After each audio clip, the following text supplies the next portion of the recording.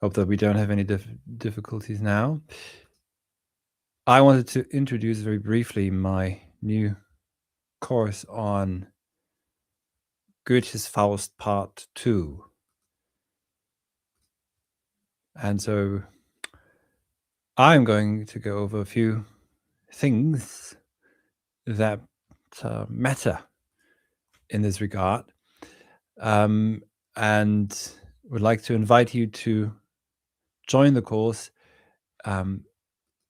which will begin in exactly a month, maybe mid-April, but very likely on the weekend of Easter, as is appropriate. Ostara, an old pagan festival and holy day, which then was, of course, incorporated and adapted to fit to the Christian takeover of Europe. And we're already in the middle of the theme, which is that Goethe's Faust is decidedly post-Christian, not anti-Christian, but post-Christian. So it's not a story arc of redemption or Christian salvation, but it's the attempt of Faustian man to free himself from Christianity.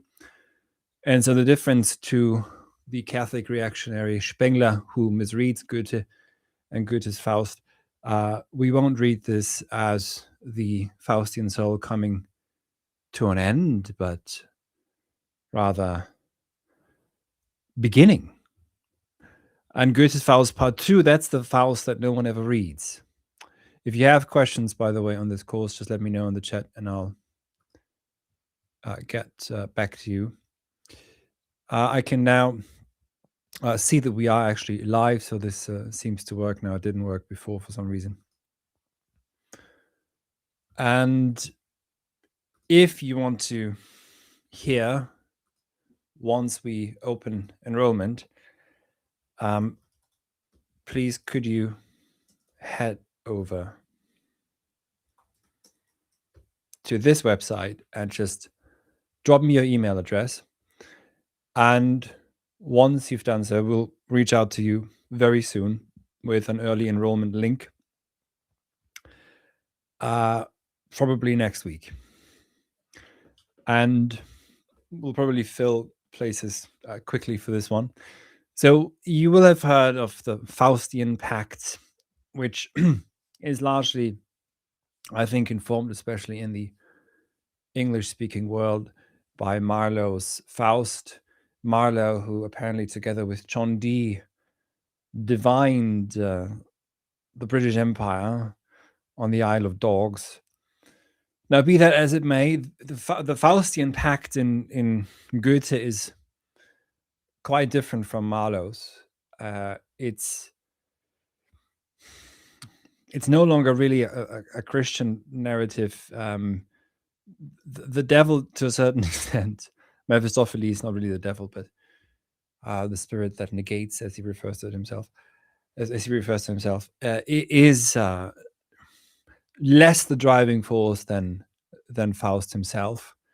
So Faustian man seeks something, doesn't believe in the soul anymore, so it's almost pointless to wager the soul. And I think rather the point is, and also this is something we'll discuss. So we won't discuss in the course Faust Part 1. We did this last year. If you missed out on that, that doesn't matter. You can just read Faust Part 1 on your own, or take the Faust course now and go through it. And what I'll do in the first lecture is I'll go over some of the most important aspects. We'll read again the prologue in heaven, the bet between God and Mephistopheles, which is an ingenious, not reconstruction, but really transformation of, is it the Book of Job, where it turns out that what we refer to as God really is the devil. I mean, what a devilish God would do that to that poor schmuck. It must be the devil. So that's how Goethe reappropriates this this myth from this collection of texts that for some reason is referred to as the Bible, as if that were the only place where the divine ever shone through. And we shall see that in Faust Part 2, we actually arrive at something quite different, something much more significant, which is the myth of how we became modern, the making of modernity, if you like. That is what we're going to be focusing on. We want to understand that trajectory that is modernity in light of Goethe's Faust. So we're going, and this is really something that begins to shine through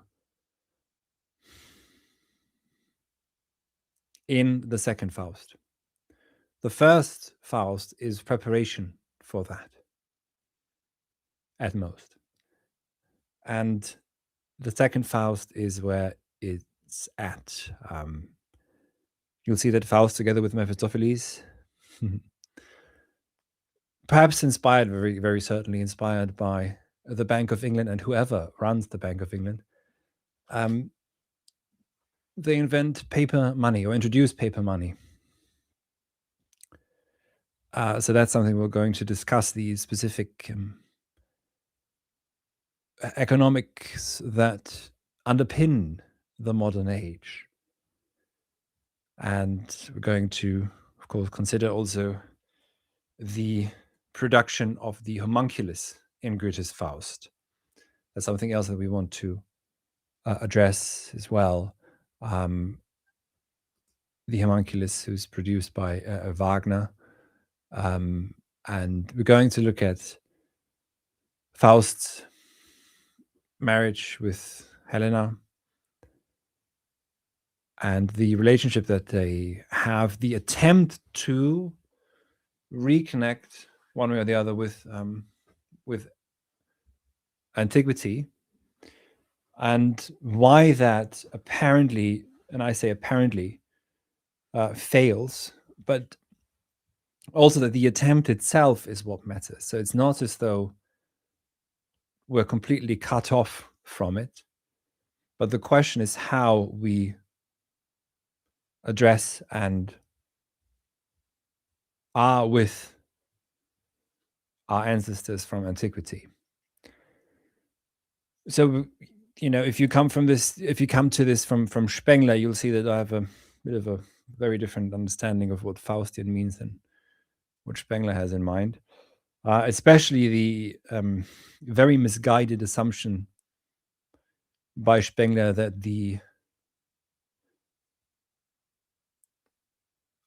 misguiding really in an active sense,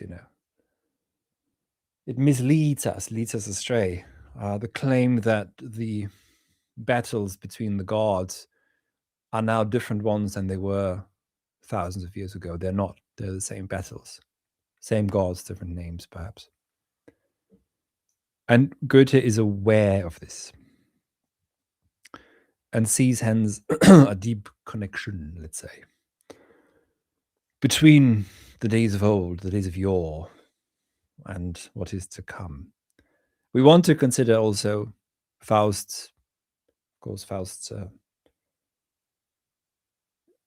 end, at least as far as this as the second part of the tragedy goes, his profession as a developer, we could say, perhaps, or an organizer, someone who plans the world, tries to steer the world, and also has, in some way or other, Philemon and Baucis killed, and of course we have to consider also his ascension to heaven, and whether that is, if you think that this is Christian redemption, good, be my guest. Do you argue for that? I don't think so, but we'll see. Because the way which we're going to do this is there will be 10. So there's 5 acts. There will be 10 lectures, 2 lectures per act, and that gives us plenty of time to read this text together. I will lecture for the first half hour, 45 minutes of the weekly meeting, which will be about 2 hours long each week, each probably Saturday evenings if you're in Europe. And so probably 6 to 8 p.m. Central European time. And after the initial lecture, I'd like to hear from you your thoughts on the reading for that week, because there will be so many different references to and images that Goethe uses that I certainly won't be able to pick up on all of them. So the group will be probably somewhere between 20 to 30 people. That's usually how many people sign up for this, and then also many people continue to show up. And I'd like to really encourage you then also to not only read the text, but also to start writing on the text and start taking it, I think, seriously as really a myth of modernity, a myth of the modern world that tells us who we are and how we became who we are, which shall be the focus of this course. So as I mentioned before, if you have questions, let me know in the chat and I'll get to them either immediately or later on. But let me just reiterate that if you could be so kind to register your interest here. So the way this works, I'll just show you. It's quite straightforward, actually. So you head over to this website.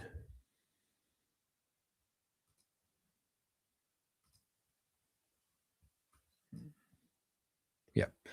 You head over here, and then all you do is first name and email address, and then you register. It's not course registration. In this way, I can reach out to you once we open enrollment, which I think we'll probably do later next week. Those of you who did the Goethe Faust course last year will probably hear from me first. So I want to give you a chance to enroll in this one too. So we agreed last year that we simply have to go on and do Faust 2 this year, which is what we're going to do. And I hope that many of you will be able to join us. I think we already have about 50 people on the list. So let's see. Yeah, about 50. Good. All right. So let me perhaps reiterate how I approach the at least the first couple of lectures. I'll briefly summarize Faust Part 1, but only the most important parts, and I think we'll begin with the very ending of or not so much the very ending, but the Walpurgis Night in Faust 1, which is where we're already confronted with the manifold voices of modernity. And we're then going to go over the prologue in Heaven again, which is crucial for the entirety of Goethe's Faust, which will then be continued,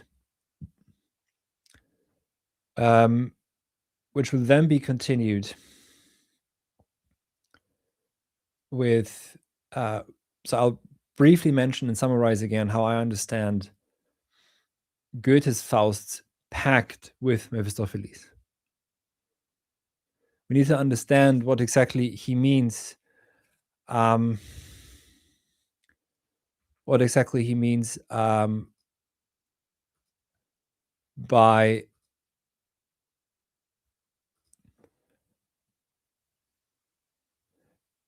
the pact and by his proclamation that he, as soon as he says, Augenblick verweile doch, du bist so schön, a moment linger on, thou art so fine, that's when Mephistopheles shall take him. So this is usually read as the sorry restlessness of the Faustian soul, etc. To some extent, not unfair reading, but doesn't quite cut it. To put it very simply, Faust has certain things to do, and he requires the spirit of negation to get to that. That is not the thing in itself that has already caused the past, but it is, I'll say it again, the liberation, the proclamation, not proclamation, the liberation or emancipation, let's say, from Christianity. That is what the text is really about. That is how we become properly modern. And so we're going to read this against, of course, the backdrop, let's say, of the Enlightenment also, of which, broadly speaking, Goethe was critical, etc. So these are some of the things we're going to address. And the way that the lectures will then progress is not summaries of the different scenes, but the philosophically significant themes and topics in light of the entirety of Goethe's Faust. That's what we want to address. So we want to understand, for example, how Mephistopheles as the spirit of negation, spirit that negates, is involved in double bookkeeping, if you like, and the fiat money system. Fiat means let it be, so may it be, or it shall be. Money printed out of thin air, produced out of thin air, out of nothing, more or less. And so that is, for example, an important focus of the second lecture, given that this happens in the second part of the first act. And of course, also we want to understand how and why it all, the homunculus comes in and is important, but also what, if any, relationship with the past, with antiquity, which Goethe so admires, is possible.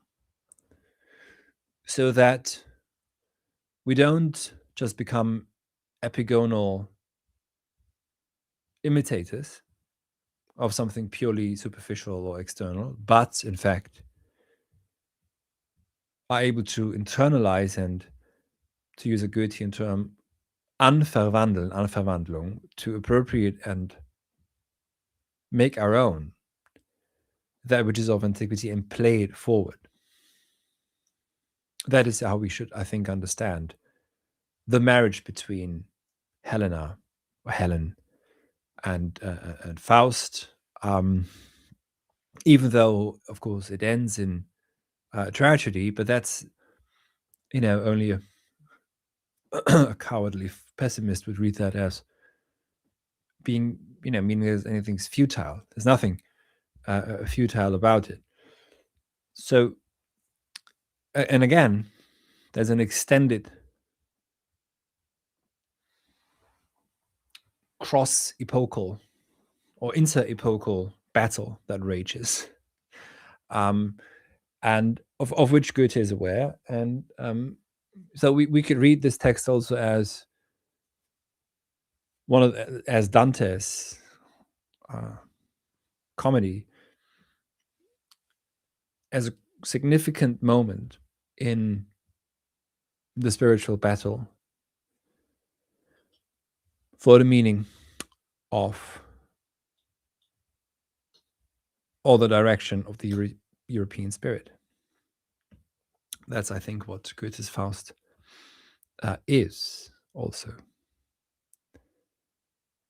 And so Faust is himself an old man at once, as also a very young man. We shouldn't forget that Faust begins an old man, an old scholastic, in his Gothic chambers, tucked away from the light of life.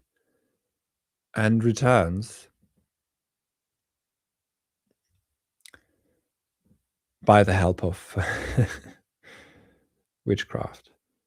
A young man. Now, this, of course, is a metaphor for the Faustian soul's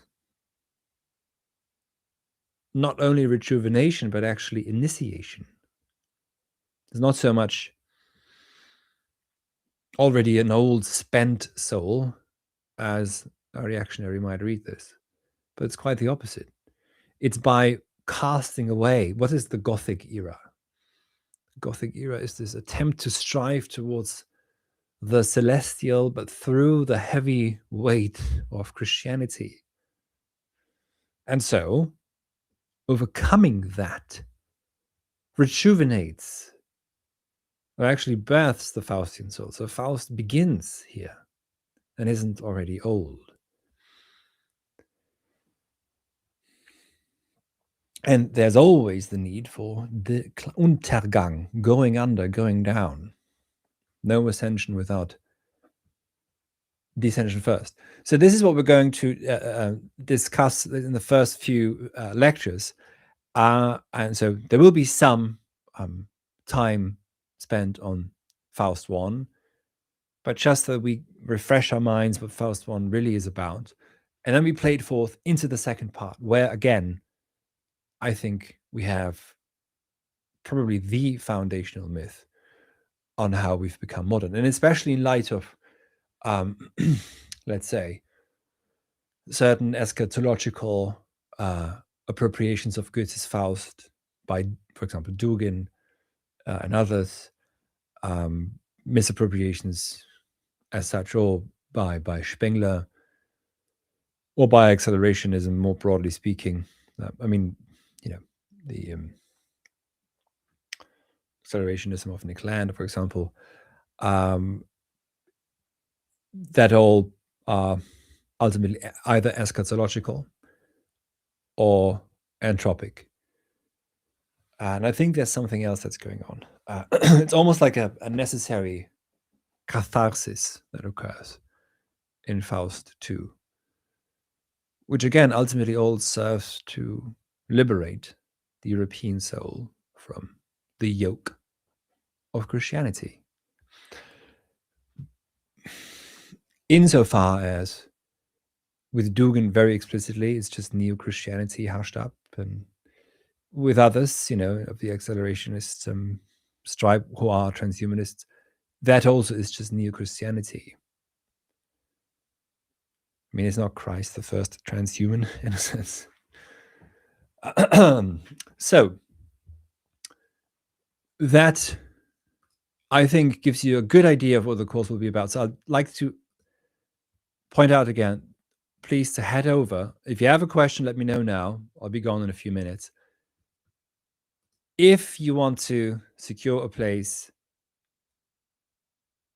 register your interest now. And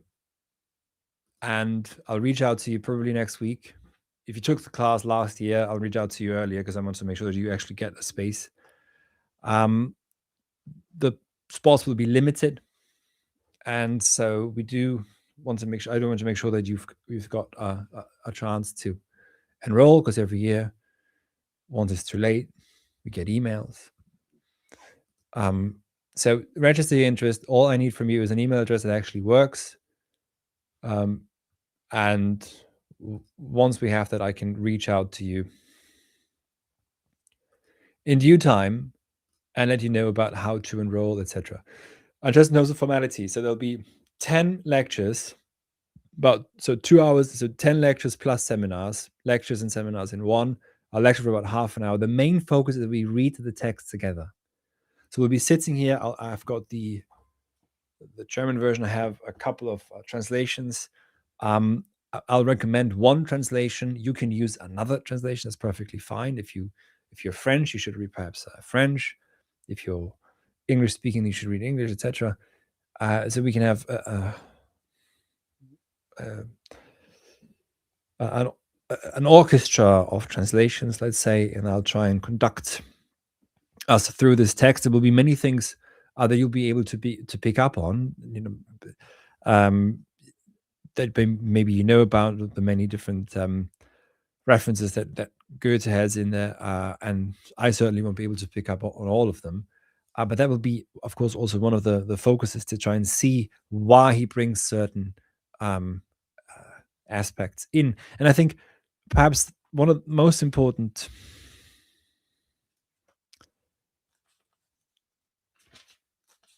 uh, line that we should remember even right now is the following: Am farbigen Abglanz haben wir das Leben. That is how Faust begins. And so, we could say Abglanz is something like reflection. So it's the colorful reflection where we find life. So not in immediacy, not in anything that's immediately given, etc., but in Abglanz, reflection, or mirroring even. And it must be colorful. That's to say, it's not some shallow, not husk-like. So there is something there, but there's no immediate access to, let's say, essence or nature or constitutive traits, but it's through reflection. And the mirror is crucial in Goethe's Faust, as you know when you've read at least a few parts of it. And so we do want to address that. So this is how you can imagine one of the lectures be like. So we'll look at this is what Faust says right in the beginning. And of course, also Faust wakes up at the beginning of Faust 2, baffling to centuries of commentators now. Faust wakes up entirely oblivious, drinking from or bathing in Lethe, the river Lethe, the river of forgetting. Entirely. Does that mean that his love affair with Gretchen, the loss of his child, all of this now no longer matters? Or perhaps this forgetting is part of Faust coming into his own. So we're going to focus on this and on the colorful reflection where we find life. That's what we want to understand right in the beginning of the first lecture. And then on we go. And it's always going to be in light of the entirety of the text. So I'd like to invite you to read this very important foundational myth, I think, of modernity, of how we became modern, with me this year, beginning the weekend of Ostara, of rebirth, of rejuvenation, which then the Christian sect appropriated quite ingeniously, I have to say. They're very good at this. It's infinitely malleable, Christianity. You can take it anywhere, really, can't you? Striking.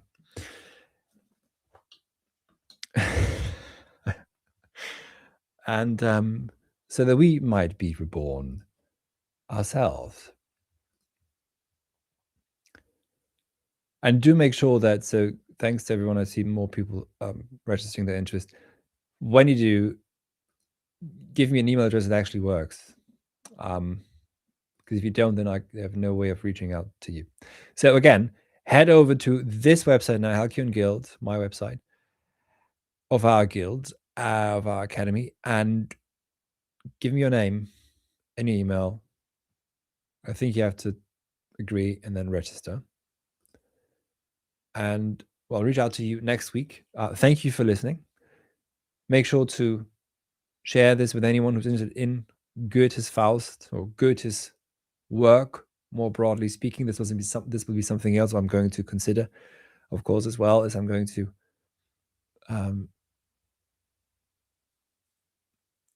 consider Goethe's, let's say, philosophy, more broadly speaking. You'll find, I think at this point, actually several videos here on this channel on Goethe.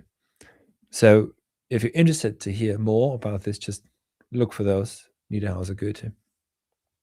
In the meantime, I look forward to emailing you very soon and to welcoming you, I should say, um, in about a month from now at the course.